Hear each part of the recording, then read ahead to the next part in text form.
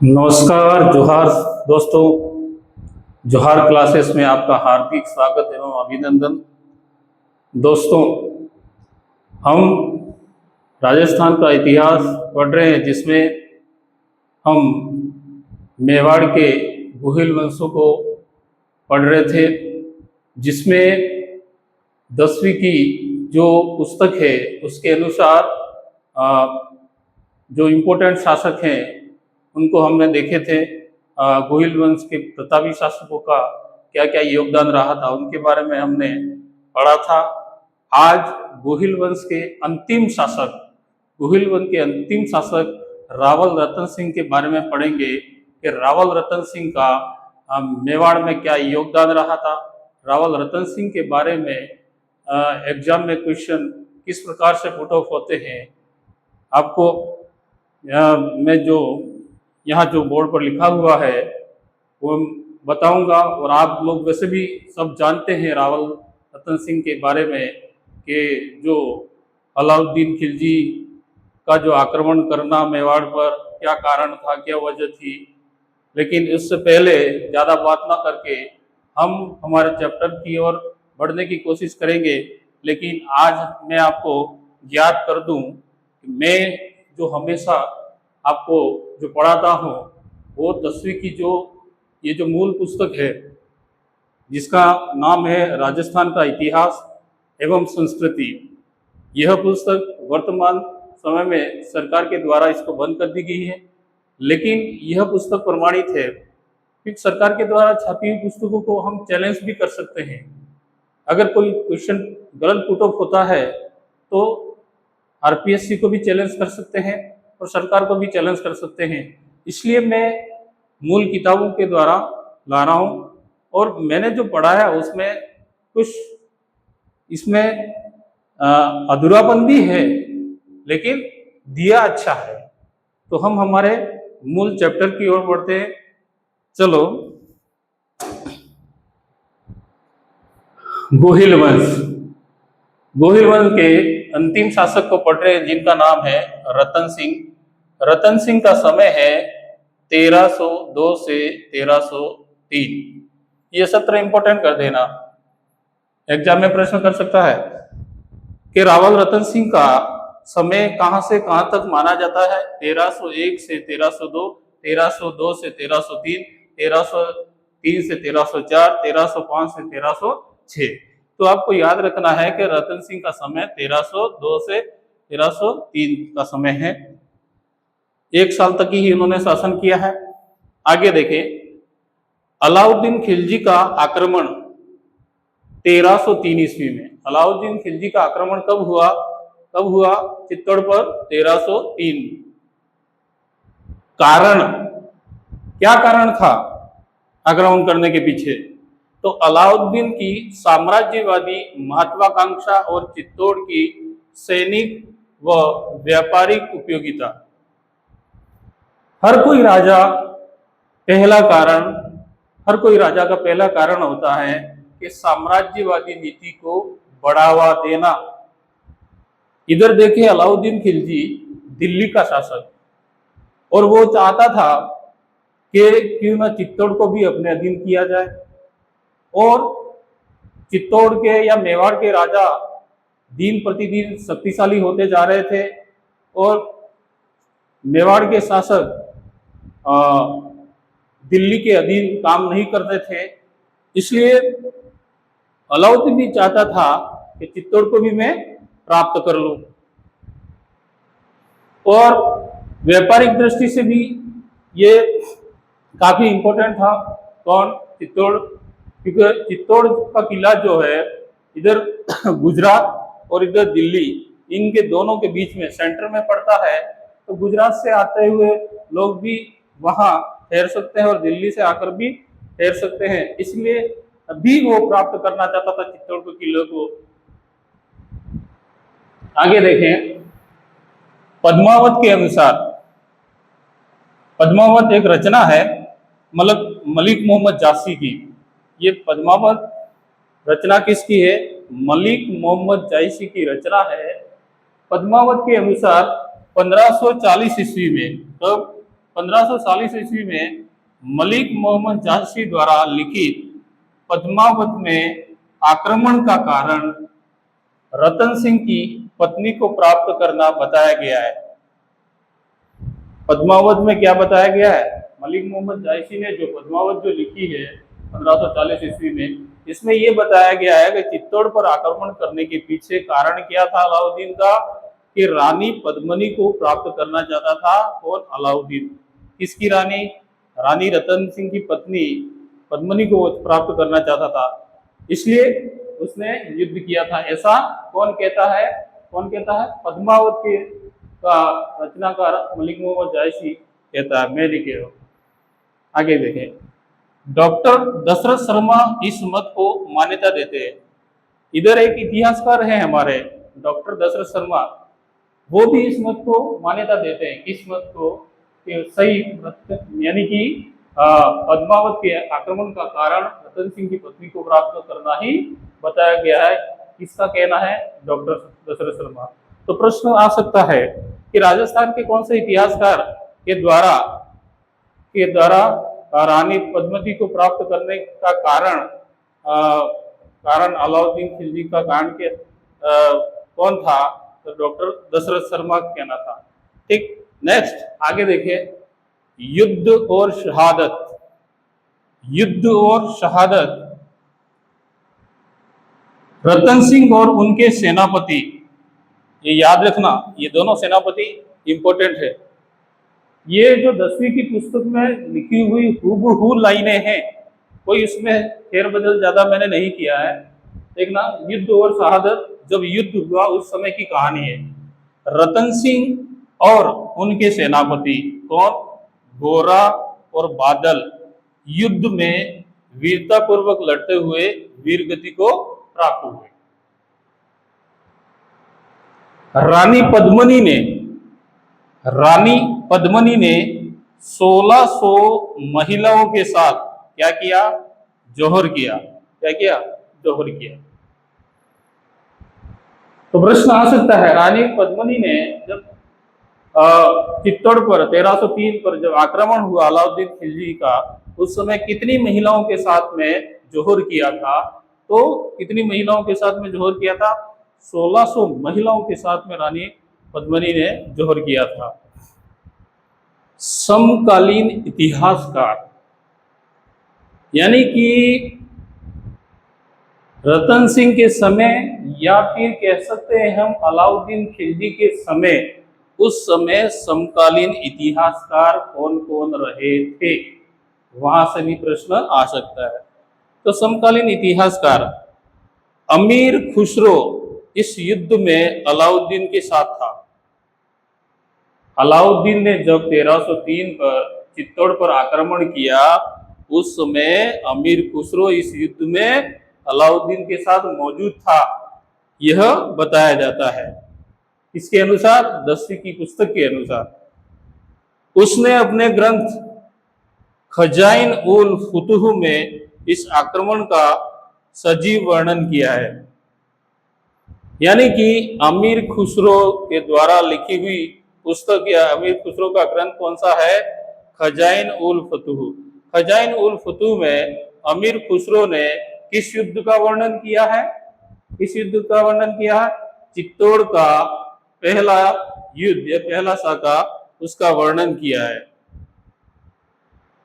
चित्तौड़ का नया नाम। जीत के बाद अलाउद्दीन ने अपने पुत्र खिज्र खा, इसके पुत्र का नाम याद रखना, खिज्र खा। चित्तौड़ का नया नाम जीत के बाद अलाउद्दीन ने अपने पुत्र खिज्र खा को यहाँ का प्रशासक नियुक्त किया और चित्तौड़ का नाम बदलकर खिजराबाद कर दिया। याद रखना, प्रश्न आ सकता है कि चित्तौड़ का नाम बदलकर खिजराबाद किसने रखा था? तो अलाउद्दीन खिलजी ने। किस युद्ध के समय? तो चित्तौड़ के पहले युद्ध के समय। ठीक है। महत्वपूर्ण तथ्य क्या है? तो देखें, रतन सिंह मेवाड़ के गुहिल वंश की रावल शाखा के अंतिम शासक माने जाते हैं।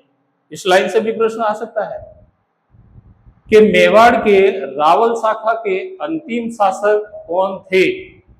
प्रश्न दे देंगे समर सिंह, जैत्र सिंह, बप्पा रावल और रतन सिंह। आपका उत्तर होगा रावल रतन सिंह। रावल शाखा के अंतिम राजा हुए थे। तो दोस्तों, ये जो 10वीं की पुस्तक के अनुसार ये सारा नोट्स है, आप अच्छी तरह से इसका स्क्रीनशॉट ले लेंगे और उसके बाद में आप नोट्स बना रहे। मैं थोड़ा सा साइड में हो जाता हूं।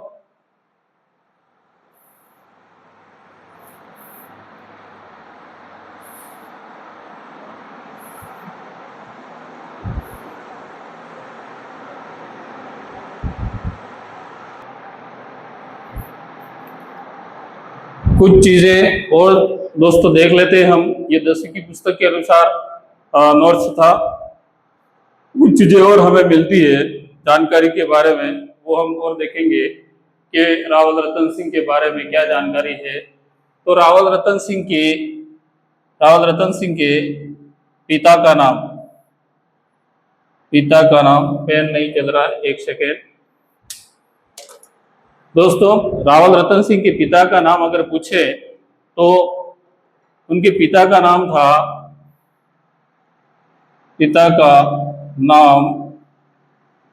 क्या था? समर सिंह। ठीक है। रावल रतन सिंह के पत्नी का नाम, खैर अपन ने पढ़ लिया है, फिर भी रतन सिंह की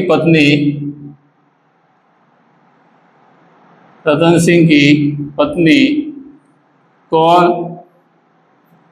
पद्मनी या पद्मिनी। पद्मनी के पिता का नाम, पद्मनी के पिता का नाम क्या था? गंधर्व सेन। और ये गंधर्व सेन कहाँ के शासक थे? सिंहल द्वीप। और सिंहल द्वीप वर्तमान में किसको कहा जाता है? श्रीलंका को कहा जाता है। यानी कि ये कहाँ के राजा थे? श्रीलंका के राजा थे। नेक्स्ट, रानी पद्मिनी की माता, रानी पद्मिनी की माता का नाम क्या था? चंपावती। ठीक है। रानी पद्मिनी के एक तोता था जिसका नाम भी आता है रानी पद्मिनी के तोते का नाम क्या है? हीरामन तोता। ये तोता इंसानों की तरह बात करता था। ठीक है। आगे,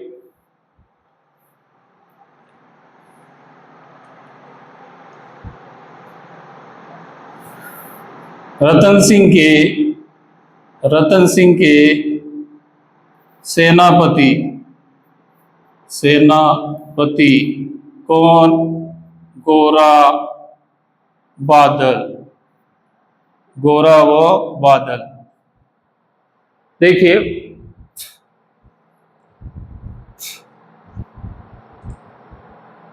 चित्तौड़ का पहला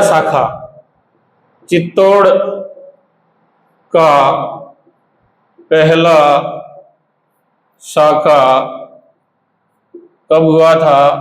1303 ईस्वी में। ठीक है। या चित्तौड़ का पहला युद्ध कह सकते हैं। चित्तौड़ का पहला शाखा या चित्तौड़ का पहला युद्ध कह सकते हैं। किन किन के बीच में हुआ?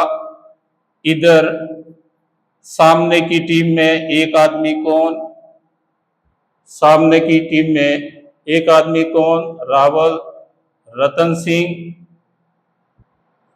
वर्सेस इधर दूसरा आदमी कौन? अलाउद्दीन खिलजी। रावल रतन सिंह के साथ में और कौन थे? इनके सेनापति गोरा व बादल। इस युद्ध का क्या निर्णय रहता है? तो इस युद्ध में रावल रतन सिंह की क्या होती है? हार हो जाती है। और गोरा बादल इस युद्ध में मारे जाते हैं या वीर गति को प्राप्त होते हैं, वीर गति को प्राप्त होते हैं। ठीक। और इस युद्ध को जीतता कौन है? कौन जीतता है? अलाउद्दीन खिलजी। इस युद्ध को जीतने के बाद में अलाउद्दीन खिलजी क्या करता है कि चित्तौड़ का नाम बदलकर चित्तौड़ पर किसको कुर्सी पर बिठाता है? अपने बेटे खिज्र खां को वहां का प्रशासक नियुक्त करता है। और चित्तौड़ का नाम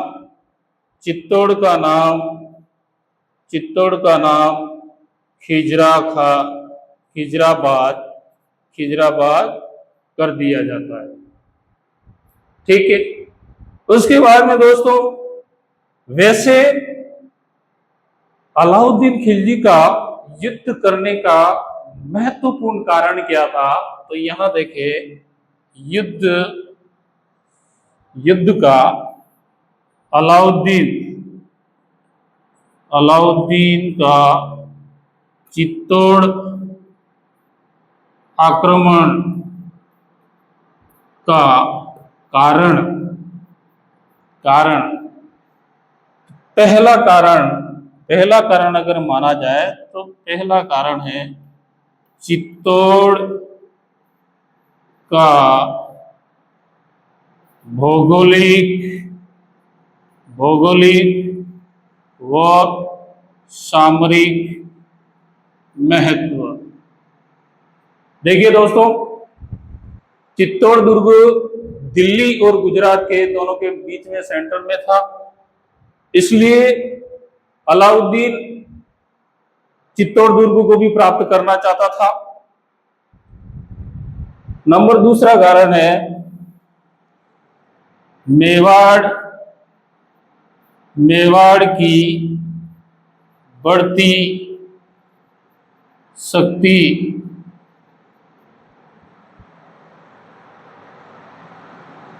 मेवाड़ की बढ़ती शक्ति का प्रकोप, या कह सकते हैं मेवाड़ के राजाओं की बढ़ती शक्ति का प्रभाव, यानी कि मेवाड़ के राजा दिन प्रतिदिन ताकतवर होते जा रहे थे, इसलिए उनको रोकने का कारण।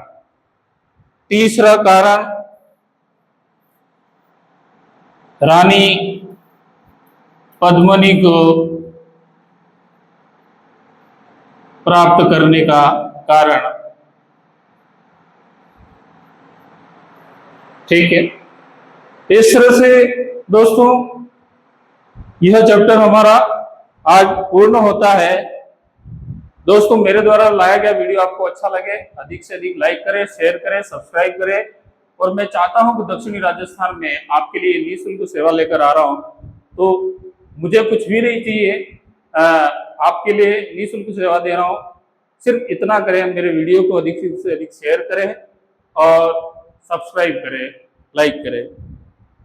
दोस्तों, कुछ एक नाम और याद आ गया मुझे, इसमें रतन सिंह का एक तांत्रिक था, रतन सिंह का तांत्रिक, इसके बारे में भी प्रश्न पूछा जाता है।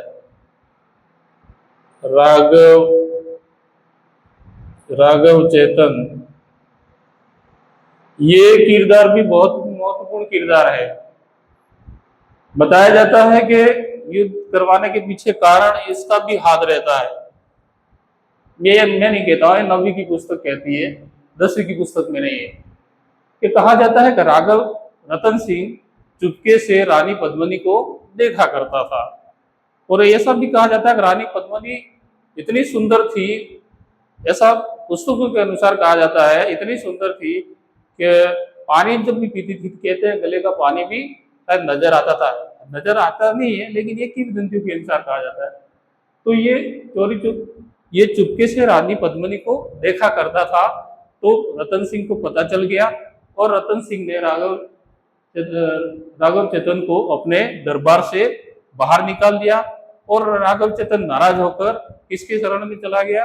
अलाउद्दीन खिलजी के शरण में चला गया और अलाउद्दीन खिलजी को जाकर उसने सारी ये ऊट पटांग बातें बताई, बड़ा चढ़ाकर कि रानी पद्मिनी इतनी सुंदर है, ये है, वो है, और आप चित्तौड़ को जीतो वगैरह वगैरह इसने बातें बताई। एक कारण ये भी माना जाता है। तो दोस्तों, आज का चैप्टर हमारा यही तक। कल वापस इसी समय मिलेंगे। धन्यवाद। जय जोहार।